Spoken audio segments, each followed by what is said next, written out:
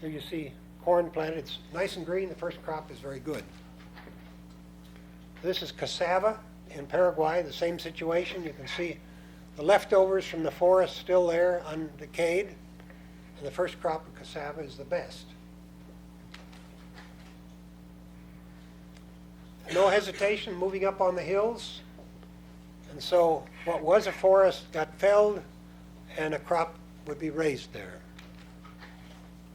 This is what the countryside looks like as it progresses. Those cleared areas are of different ages, and the forest that's left there presumably is scheduled for clearing in the future. One of the results of this process is the sedimentation of rivers, and here in Oaxaca we see a very bad case of sedimentation coming out of a region where shifting cultivation has entered the forest. This is a second cut. About 3, 4, 5 years later, the trees have grown up, and they cut it down again and have another crop. This is one of them. This is black pepper. Black pepper grows on sticks, so they're of durable material, makes a vine, and they have to fool with the flowers to get precisely what they want, high-grade pepper, but it's the soil is exposed all this time, and so there's erosion, and after 7 or 8 years, it's abandoned. This is a pasture it's in Peru, that was abandoned after about 4 or 5 years. In this case, cattle were brought in after the forest was cleared. It was never cultivated, but as you can see by the color of the vegetation, the nutrients are pretty well gone. This is tea, a crop which is relatively good for conservation, a low plant that's shrubby. It's harvested every 3 or 4 weeks. All of the new leaves are taken off, and if it's kept this way, it's fairly protective. But we can't cover all the tropics with tea. We just don't have the market. This is probably the best area in agroforestry anywhere in the world. This is Central Java, and each one of those wooded areas has a home inside. And many of the trees are fruit trees. And the areas in between are paddy rice and other crops. It happens to be a volcanic area, so the soils are richer than general. It's very flat, there's no erosion to speak of, and it's been running for about 200 years. And the people I don't know what's happened to the children, whether they've divided up land, how that's worked out, but going through it, you wonder what advice anybody could give them.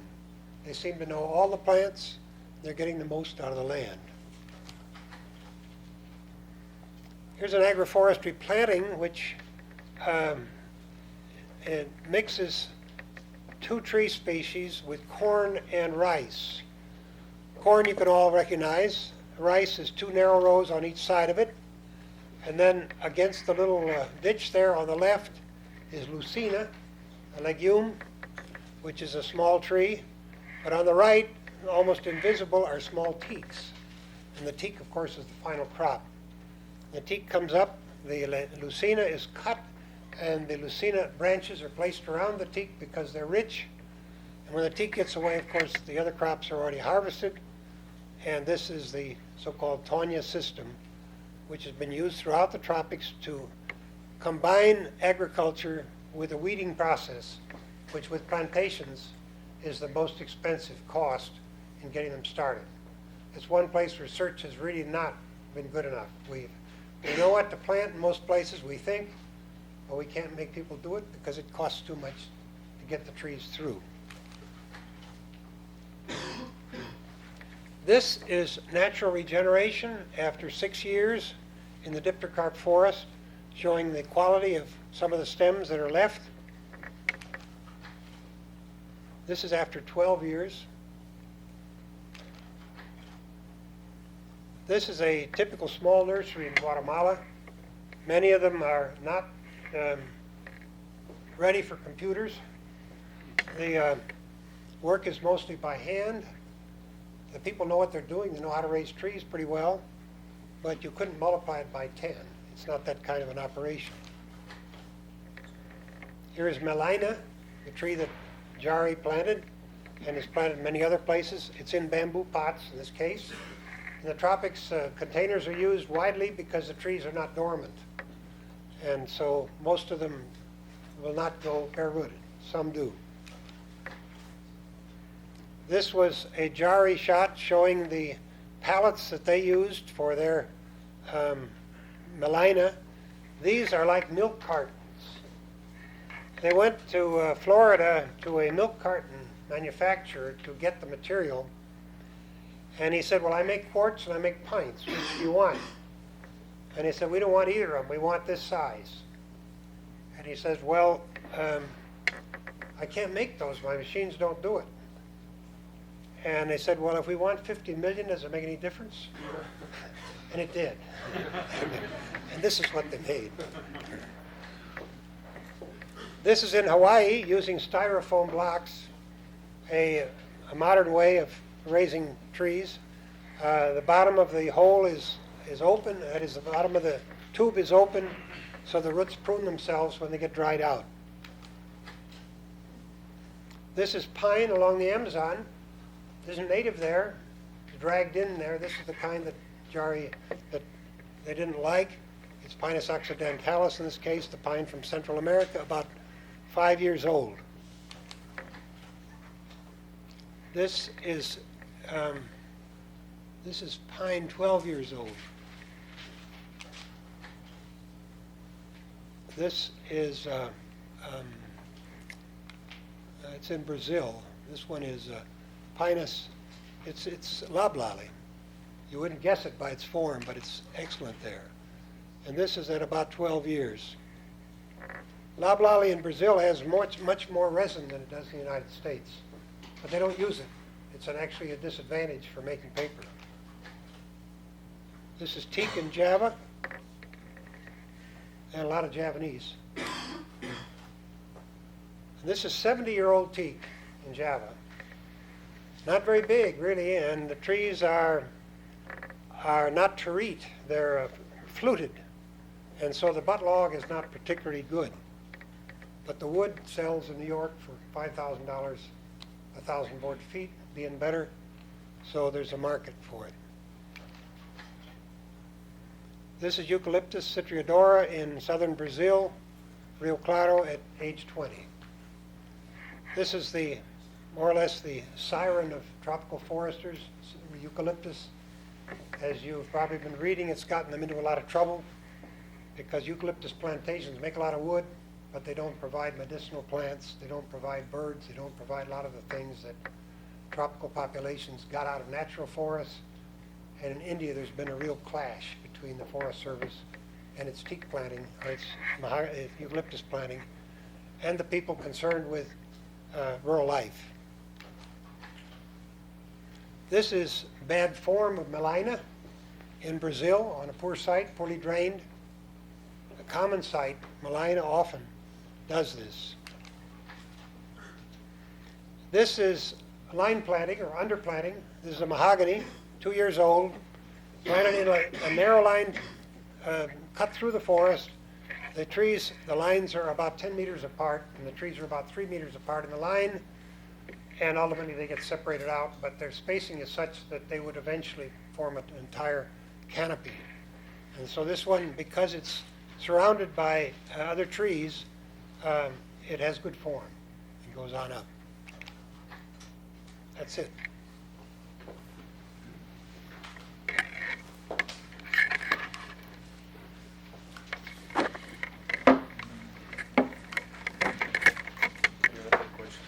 Yeah, if anybody's still awake.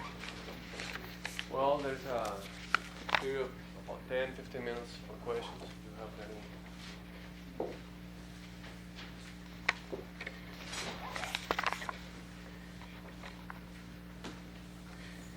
Now, when we were talking about only 1% of the tropical forests that have been deforested and been reforested, is that taking into account the secondary growth?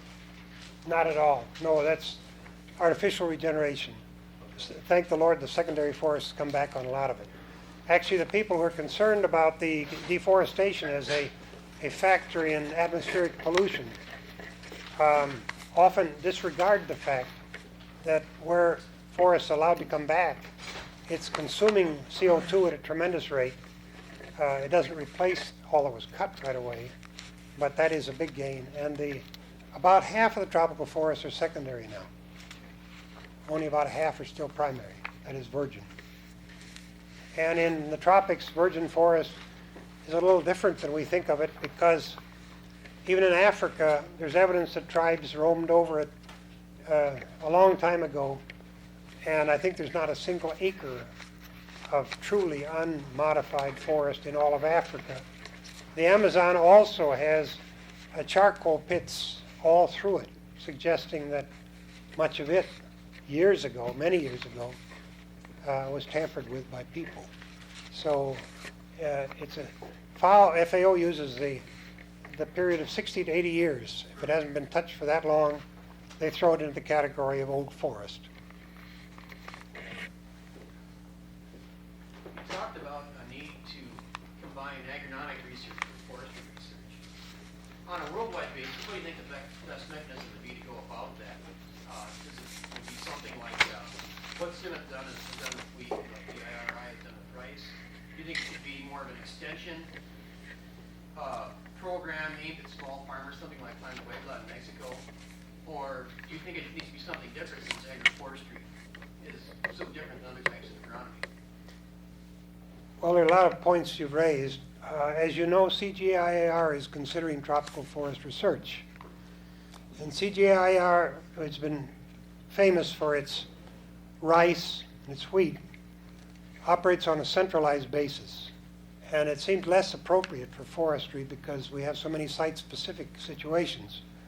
And that's under severe argument now. And one of the compromises probable is that they will take agroforestry, which they could do at Nairobi and work on things like allelopathy and genetics of better species, a lot of things that the so-called empirical people are not doing. And but agroforestry itself, to me, is quite different from industrial forest production, and always will be. I don't think we'll ever see a paper mill supported by agroforestry, for example. I think agroforestry's first responsibility is to the rural population, and this is a big job in many countries. I think agroforestry is, because foresters have been pushing it, we take pride in how well the trees grow. And the farmer isn't even looking at that drummer at all. He's interested in knowing what impact it had on his crops. And I think we need badly to put together those two things so that we are looking really at the good for rural development. And I think agroforestry has a big place there, like it does in the United States. Farm forestry, we used to call it.